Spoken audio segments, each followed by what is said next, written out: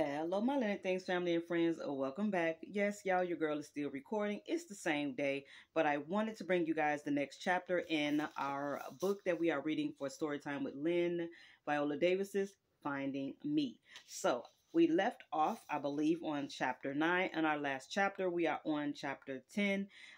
We are all nice and comfy. Y'all look at my little cowgirl pillows out. Yay. Finally, in my little space. But y'all also know I like to light a candle. So right now burning is it's like a donut candle that I found at Aldi's. I don't know, it's one of my faves. If I'm not burning the donut one, then there's like this lemon icing one I love that I found at Walmart. Oh, I love lemon. Bath and Body Works got me started on that lemon one, y'all, but I have not.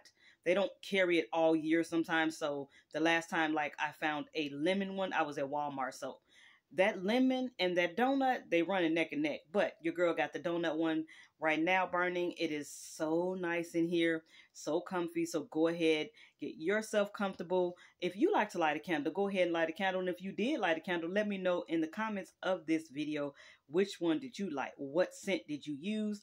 And as always, you can play me in the background. This is like listening to an audio book. You can enjoy it that way, or you can just, like I say, have a seat, get you some tea, coffee, some type of drink, maybe even a cold libation, and enjoy the reading, guys. So we're going to go ahead and pick up where we left off, chapter 10. So the title of chapter 10 is The Starting Block. And it says, I ain't never found no place fit me. Seem like all I do is start over. It ain't nothing to find, no starting place in the world. You just start from where you find yourself. And this is written by August Wilson, guys. Now it says, I wanted to be a great actor like Miss Tyson. I wanted to talk like an actor and train like an actor. The process and artistry of piecing together a human being completely different from you was the equivalent of being otherworldly. It also has the power to heal the broken. All that was inside me that I couldn't work out in my life, I could channel it all in my work, and no one would be the wiser. As if I was good at it, I could make a life. It was perfect. All of it was a perfect alchemy for healing, acceptance, and worthiness. Then Ron Stetson, a young actor and coach, came into my life when I was 14. Ron Stetson was my acting coach in the federally funded program Upward Bound. For 6 weeks in the summer, I would live on a college campus and take classes. Usually there were 48 students from various communities in Rhode Island and from many different backgrounds. Our classes started at 8 a.m. and they ended around 5 p.m. The summer program was meant to mirror college so that we could learn how to make that transition from high school to college. The classes, living with people from different backgrounds and being on our own, we were all first generation higher educated bound students. Our cohort was a mixed bag of college bound kids, each with their own crosses to bear. Some had huge language barriers, others challenging family environments, and still others with absolutely horrific stories of political abuse and genocide from their respective countries. I loved Upward Bound. It gave me a jolt of perspective and grace about my family's situation. Someone who has spent 4 years living in a jungle or watching a parent get their head blown off by militia made my problems seem small. I know they weren't, but it introduced me to the painful truth that everyone is going through something. The evenings were free time until 8 p.m. or 8:30. So after dinner, they gave us a choice of an extracurricular activity. Drama was one of mine.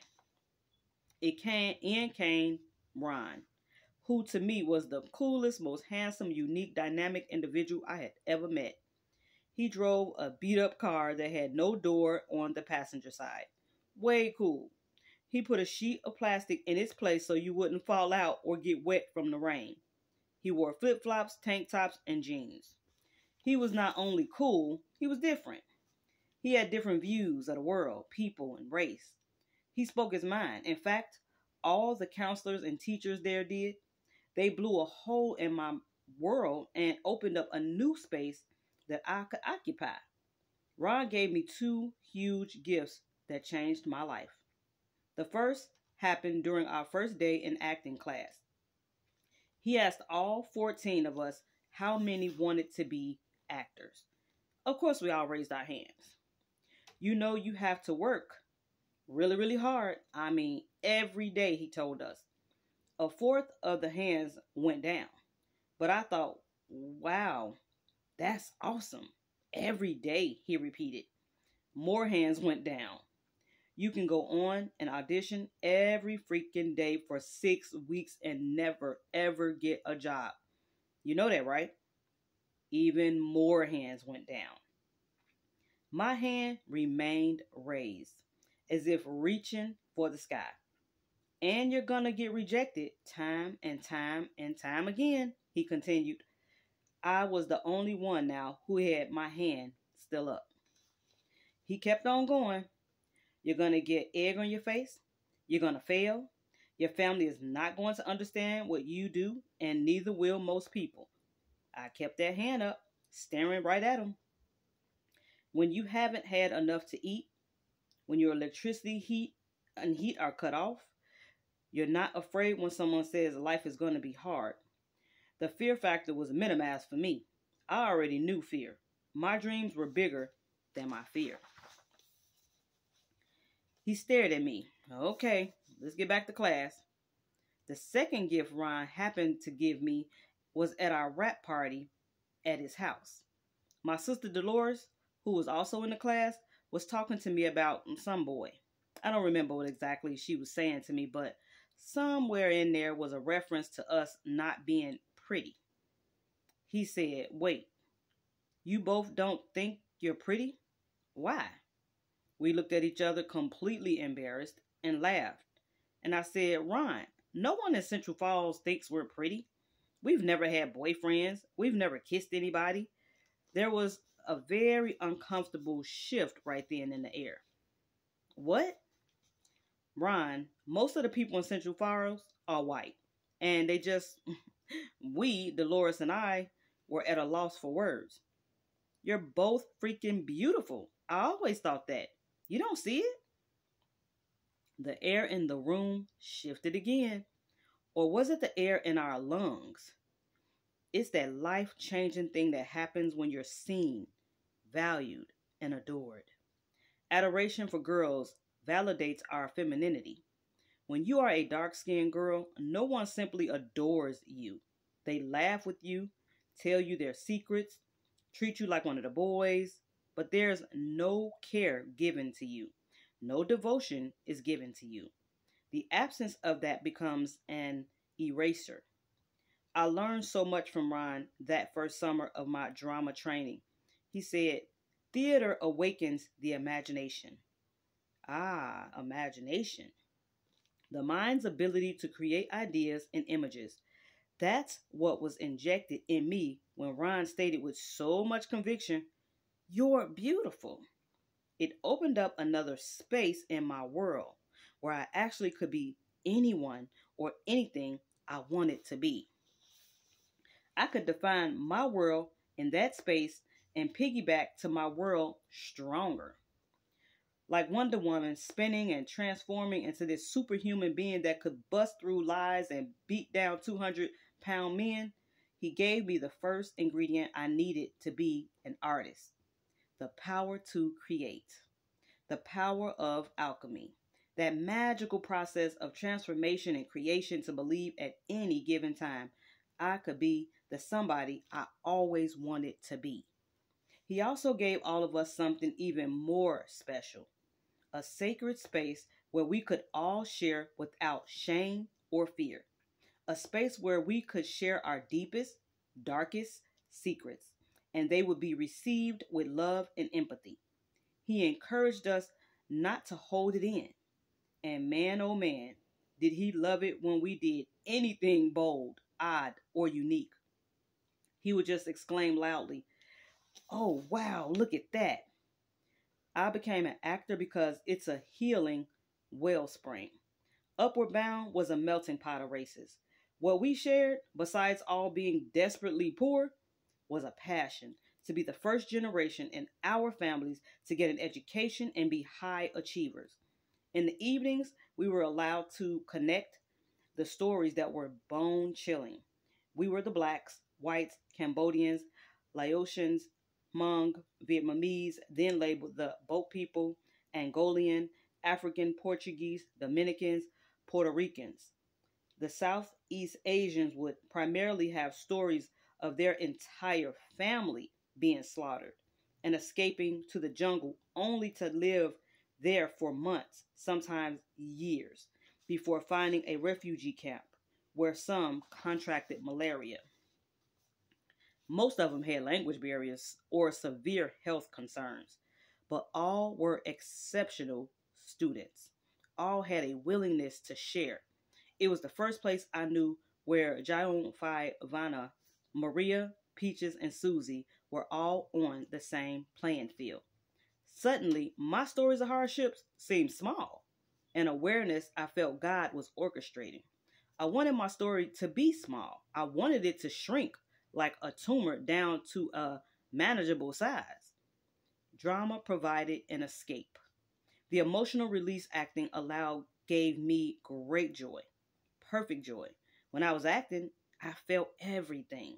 Every last receptor in my body was alive, 100% alive. And I was not hiding anything. I felt free to talk about all kinds of different things when I was in a group with other actors. That's why the most troubled students would always be put in drama class. Everybody vomits. Everybody is allowed to disclose their trauma, share their stories of horrific sexual or physical abuse, unmask really quirky humor, reveal their deepest, darkest secrets. Everything. People listen with empathy, 100% on board, supportive. But then you have to go out into the world as you. You move through life trying to retain the life force you had on that stage and in that class.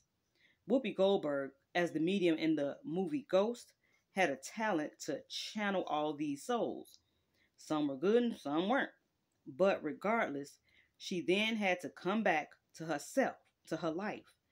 As an actor, you become a soul searcher, a thief. After the curtain call, you are left with you. When I went to Upward Bound, I hadn't wet the bed in over a year. I was so proud. But then, out of the blue, my first night of our 6 weeks on a college campus, I woke up and I was wet, shocked, and ashamed. And said, no one can come in this room.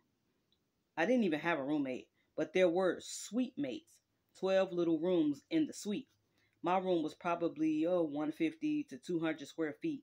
I had gone to my room and proudly set it up with whatever I had, which was next to nothing. That was the last time I wet the bed, though. It made me mad. I thought I had more control. My lesson from Upward Bound was you have to open your mouth and own your story. That terrified me more than rats.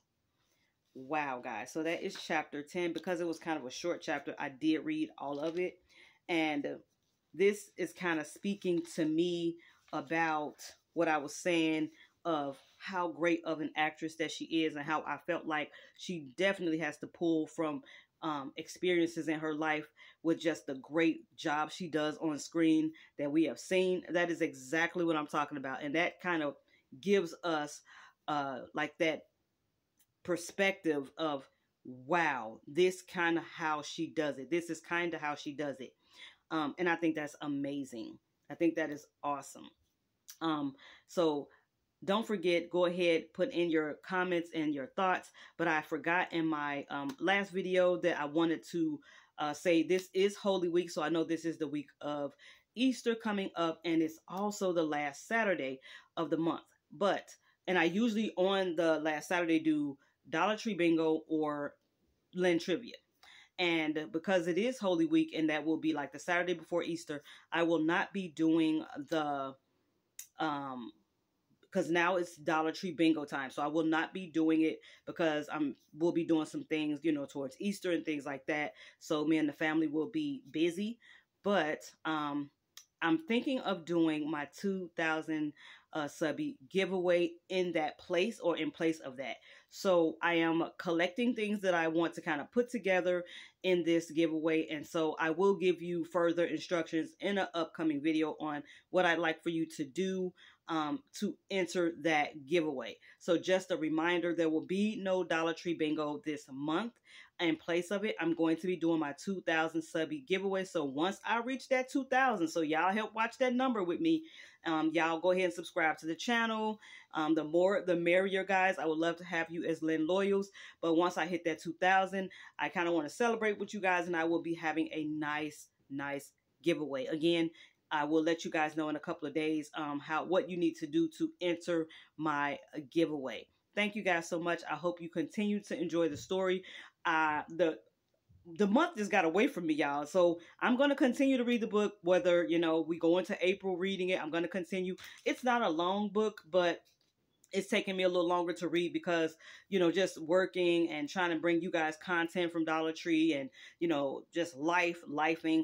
I have not read this as quickly as I probably wanted to, but I will read it, you know, until I am done. So whenever that may be, that's when it will be. I will continue to read the book until I'm finished with it. Thank you guys so very much for coming in, for listening. I love y'all so much. Don't forget to hit the like before you go. And if you haven't subscribed, go ahead and subscribe. Let's get to that 2000, guys. Thank you so much. I really do appreciate each and every one of y'all. Catch me in the next one.